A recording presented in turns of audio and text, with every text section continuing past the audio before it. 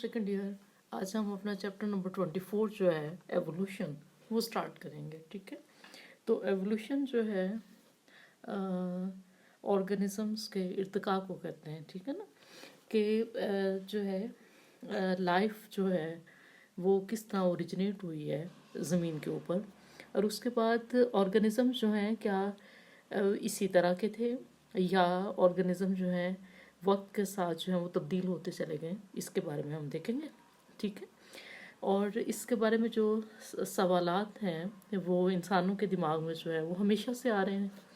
ठीक है, और कि यानी कि जब माजी के मुख्तलिफ जो वक्त गुजरे हैं, अदवार गुजरे हैं, तो ये सवालात जो है इंसान के जहन में मौजूद रहे हैं। ठीक है, कि किस तरह जो है ज़िंदगी की इब्तदा हुई है, कितना पुराना है ये हमारा जो अर्थ का जो प्लानट है ये कितना पुराना है, कितने सालों पहले जो है वो ज़िंदगी की इब्तदा हुई है, कैसे ज़िंदगी जो है अर्थ के ऊपर बनी।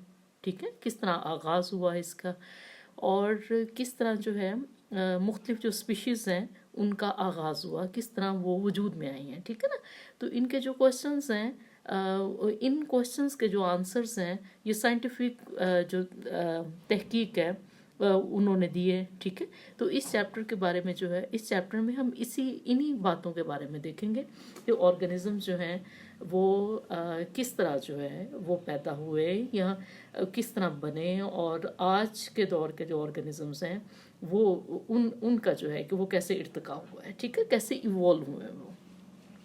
तो evolution refers to the processes that, evolution किसको आप कहेंगे, evolution refers to the process that have transformed life on earth from its earliest form. तो एवोल्यूशन ऐसे प्रोसेस को कहेंगे, ऐसे अवामिल को कहेंगे कि जिसमें ज़िंदगी पर ज़मीन पर जो ज़िंदगी है वो अपनी इब्तदाई शक्ल से जो है कि किस तरह इवॉल्व हुई, कि आज की जो लाइफ नज़र आती है या आज के जो ऑर्गेनिजम्स हैं वो किस तरह वजूद में आए हैं from its earliest forms to the vast diversity that we observe today. यानी कि जो आज हम ऑर्गेनिजम्स देखते हैं, जो जानदारों में तनू देखते हैं, जो हम डाइवर्सिटी देखते हैं, तो वो किस तरह वजूद में आई है, कि किस तरह उसका ज़हूर हुआ है। ठीक है, evolutionary change is based mainly on the interactions between populations of organisms and their environment. तो एवोल्यूशनरी चेंजेस जो हैं वो किस बात पे बेस कर रही हैं, साइंसदानों का कहना है कि एवोल्यूशनरी चेंजेस बेस करती हैं ऑर्गेनिजम्स के जो ग्रुप्स हैं और ऑर्गेनिज्म के जो इन्वायरमेंट्स है उनका जो आपस में जो इंटरेक्शन होता है उस पर। ठीक है, यानी कि माहौल जो है वो भी असरअंदाज होता है।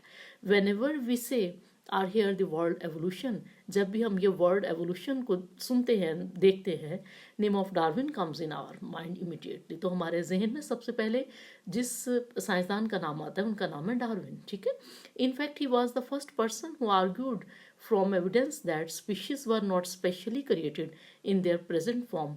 तो वो पहला पर्सन था जिसने ये बात कही कि जो स्पीशीज़ हैं, जो ऑर्गेनिजम्स के यानी कि जो स्पीशी का जो लेवल है वो आज के जो प्रेजेंट फॉर्म है, ठीक है ना, तो वो उस तरह वो स्पेशली क्रिएट नहीं हुई। ठीक है ना, यानी कि उसने एवोल्यूशन का कंसेप्ट दिया है कि एक स्पीशी जो है वक्त के साथ चेंज होकर दूसरी स्पीशी बन गई, rather they had evolved from ancestral species.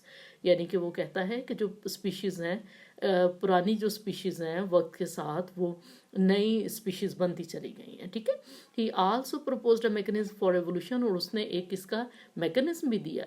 ठीक है, यानी कि वो पेश किया कि ऐसे ऐसे हुआ होगा, विच ही टर्म्ड नेचुरल सिलेक्शन, और उसने उस मैकेनिज्म को नाम दिया है नेचुरल सिलेक्शन का। ठीक है, अब हम जो है देखेंगे इसमें कि जो evolution from prokaryotes to eukaryotes के किस तरह, यानी कि प्रोकैरियोट्स जो है वो कैसे बने, या सबसे पहले प्रोकैरियोट्स जो हैं या ऑर्गेनिज्म जो है वो कौन है, और उसके बाद यूकैरियोट्स कैसे बने। ठीक है, तो इन जो क्या सराहियाँ हैं साइंसदानों की ज़िंदगी के ओरिजिन के बारे में, वो जो है वो ये शो करवाती हैं कि जो ज़िंदगी है वो कहाँ से शुरू हुई है, वो डीप सी ओशंस जो है ना वहाँ से शुरू हुई है। ठीक है, समंदर की तहों से खसूसन in under water hot springs called hydrothermal vents, यानी कि जो गर्म पानी के चश्मे हैं जिनको हाइड्रोथर्मल वेंट्स कहते हैं, वहाँ से।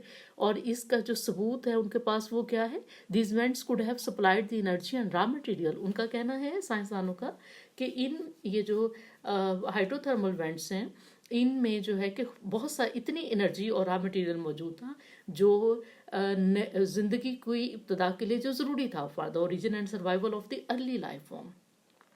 और इसका जो है इनके पास जो सबूत है, इस बात का एविडेंस है कि क्यों यहाँ से कैसे आप कह सकते हैं कि यहाँ से शुरू हुई है। तो उनके बारे में उनके पास बैक्टीरिया का एक ग्रुप है जिसको आर्क्योबैक्टीरिया कहते हैं। उनका कहना है कि वो टॉलरेट करते हैं टेम्परेचर को, हाई टेम्परेचर को। ठीक है, ये चीज़ मेरा ख्याल है आपने फर्स्ट ईयर में भी शायद देखी है कहीं पे। तो वो हाई टेम्परेचर को बर्दाश्त करते हैं, और हाई टेम्परेचर कितना है, 120 डिग्री सी। ठीक है, और यानी कि और ये भी कि ये वो बैक्टीरिया हैं कि जिनमें सबसे कम एवोल्यूशनरी जो चेंजेस हैं वो नज़र आती हैं। ठीक है, यानी कि लिविंग स्पीशीज़ में से सबसे कम एवोल्यूशनरी चेंजेस इन बैक्टीरिया में नज़र आती हैं, और ये 120 डिग्री टेम्परेचर जो है वो बर्दाश्त करते हैं। तो इसलिए ख्याल है कि ये वाले जो बैक्टीरिया हैं ये शायद सबसे इब्तदाई ऑर्गेनिजम्स हैं जो पैदा हुए हैं दुनिया पर। ठीक है ना, ज़मीन पर। ओके, और यानी कि ये इसका जो सपोर्ट करता है ये वाला ऑर्गेनिज्म इस हाइपोथेसिस को। ठीक है, इसके बाद फिर ये है कि ये जो ऑर्गेनिज्म आए तो उस वक्त जो ज़मीन थी या जो लैंड है उसके ऊपर जो न्यूट्रिएंट्स की जो सप्लाई थी वो बड़ी महदूद थी। ठीक है ना, यानी कि वो शुरू वाले जो ऑर्गेनिजम्स हैं उनको महदूद, अगर वो उसको इस्तेमाल करते चले जाते तो वो न्यूट्रिएंट्स ख़त्म हो जाते।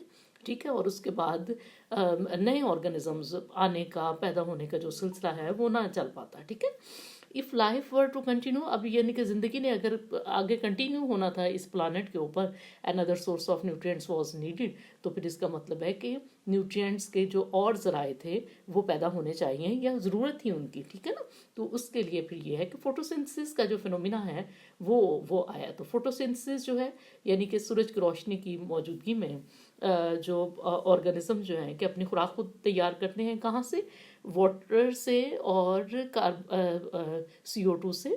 ठीक है, in the form of sugar. ठीक है ना, कार्बोहाइड्रेट बनाते हैं जो। तो इब्तदाई दर्जे के जो थे इब्तदाई ऑर्गेनिजम्स, उन्होंने फोटोसिंथेसिस करनी शुरू की, probably freed living organism from a dwindling supply of nutrients. तो ये जो फोटोसिंथेसिस जब ये फिनोमिना आ गया तो इस फिनोमिना ने ऑर्गेनिजम्स को इस फिक्र से आज़ाद कर दिया कि न्यूट्रिएंट्स कम हो जाएंगे या खुराक की कमी हो जाएगी। ठीक है ना, द फर्स्ट फोटोसिंथेटिक ऑर्गेनिज्म जो था उसने क्या इस्तेमाल किया, उसने हाइड्रोजन सल्फाइड को हाइड्रोजन के सोर्स के लिए यूज़ किया। ठीक है, हाइड्रोजन यानी कि उस वक्त उसने पानी की बजाय हाइड्रोजन सल्फाइड को हाइड्रोजन के सोर्स के लिए यूज़ किया, और वो हाइड्रोजन जो है CO2 के साथ मिलकर उसने शुगर बनाई। ठीक है ना, later water served this same purpose, और उसके बाद फिर ये जो हाइड्रोजन सल्फाइड की बजाय जो है वाटर यूज़ होने लग गया। ठीक है, यानी कि हाइड्रोजन के लिए, एंड ऑक्सीजन लिबरेटेड, और जब वाटर इस्तेमाल होने लग गया तो फिर जो है कि फोटोसिंथेसिस के रिएक्शन के नतीजे के तौर पर ऑक्सीजन जो है वो लिबरेट होना शुरू हो गई। ठीक है ना, और ये जो लिबरेट हुई ऑक्सीजन ये एटमॉस्फेयर में जमा होना शुरू हो गई, और अर्थ जो थी वो अर्थ का एनवायरनमेंट जो था, जो एटमॉस्फेयर था, यहाँ की फ़ज़ा जो थी वो स्लोली जो है वो बिग चेंज होना शुरू हो गई। ठीक है ना, और कैसे, वो जो रिड्यूसिंग एनवायरनमेंट था उसकी बजाय जो है कि अब ऑक्सीडाइजिंग एनवायरनमेंट हो गया, क्योंकि ऑक्सीजन की मिकदार बढ़ती चली जा रही है। ठीक है, और इसके साथ साथ ऑक्सीजन जो है वो ओजोन में तब्दील होती चली गई है, और ओजोन जो है वो हमें पता है कि हमारे अर्थ के ऊपर जो है अपर एटमॉस्फेयर में जमा होती चली गई, और वो अल्ट्रा वायलेट रेडिएशन को फिल्टर करती है जो सन से आती हैं। ठीक है ना, the reducing atmosphere slowly became an oxidizing atmosphere, and at least some living organism began to utilize oxygen, और अल्टीमेटली ये जो ऑर्गेनिजम्स हैं उन्होंने भी इस्तेमाल करना शुरू कर दिया ये जो इतनी ऑक्सीजन बनी थी। ठीक है, about 420 million years ago enough protective ozone had build up, यानी कि 420 मिलियन ईयर्स अगो जो है खूब ओजोन जो है वो जमा हो चुकी थी, जिसने ज़मीन के ऊपर लाइफ को मुमकिन बनाया। ठीक है, Ironically, the change from a reducing environment to atmosphere to an oxidizing atmosphere also meant that life could no longer arise abiotically. जब reducing environment से oxidizing environment बन गया है इस ज़मीन का, तो इस इनका साइंसदानों का ख्याल है कि तब फिर जो ज़िंदगी का ये था कि गैर जानदार चीज़ों से ज़िंदगी बने, तो ये वाला जो है तरीकाकार भी बदल गया। ठीक है, यानी कि अब लिविंग ऑर्गेनिज्म से लिविंग ऑर्गेनिज्म बनने का प्रोसेस शुरू है। The first cell were most likely very simple prokaryotic forms. तो सबसे पहला सेल जो दुनिया में बना होगा वो क्या था, वो सबसे सिंपल सादा तरीन प्रोकैरियोटिक सेल था। द प्रोकैरियोट्स में have arisen more than 3.5 billion years ago, यानी कि 3.5 बिलियन ईयर्स अगो जो है कि सबसे पहले प्रोकैरियोट्स जो है वो बना होगा। यूकैरियोट्स जो है वो 1.5 बिलियन ईयर्स अगो बने हैं। ठीक है, the eukaryotic cell might have evolved when a large, और अब ये है कि यूकैरियोटिक सेल्स कैसे बने होंगे। ठीक है, तो यूकैरियोटिक सेल जो है इनका कहना है कि when a large anaerobic living without oxygen amoeboid prokaryote ingested small aerobic bacteria and stabilized them instead of digesting them।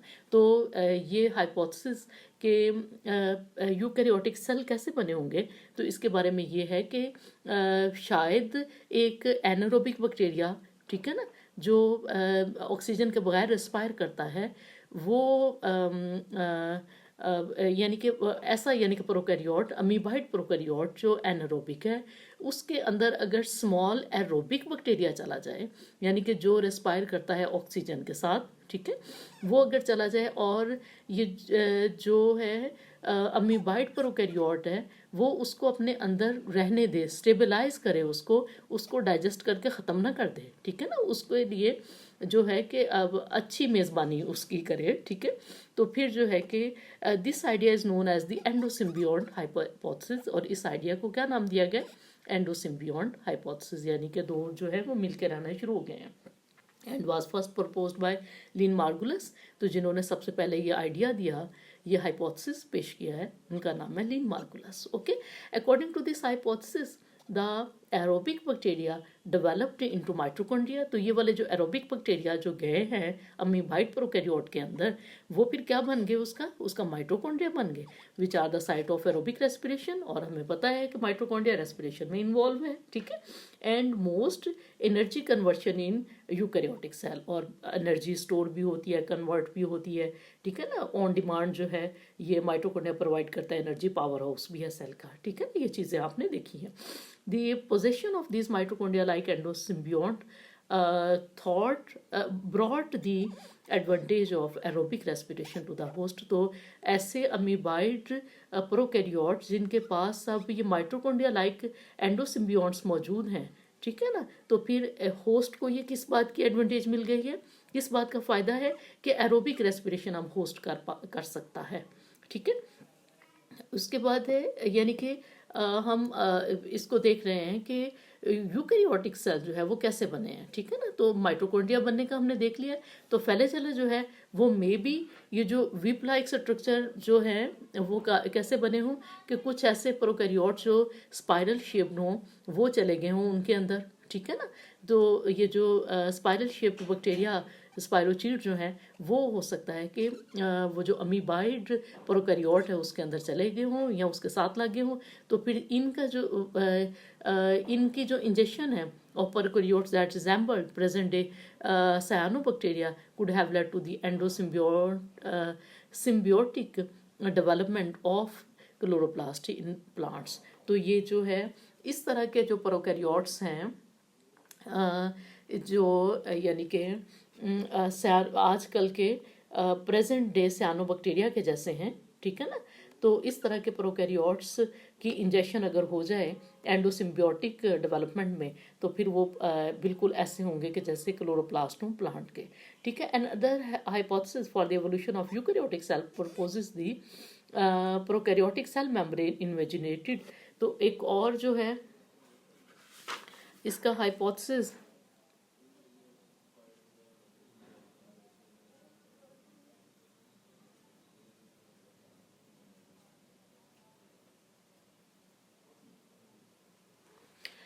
ठीक है, तो यानी कि ये जो है कि ये जो विप लाइक स्ट्रक्चर हैं इनसे फिर क्या बना है, इनसे जो है फ्लैजेला बने हैं, और जो स्पाइरल शेप्ड बैक्टीरिया जो हैं वो जो स्पायरोचीट थे वो अगर अंदर गए हैं तो वो फिर उसके क्लोरोप्लास्ट लाइक स्ट्रक्चर जो है वो बन गया है, ठीक है ना। तो इस तरह जो है यूकैरियोटिक स्ट्रक्चर, एक सेल के जो है स्ट्रक्चर मेम्ब्रेन बॉन्डेड स्ट्रक्चर जो है समझे कंप्लीट हो रहे हैं, ठीक है ना।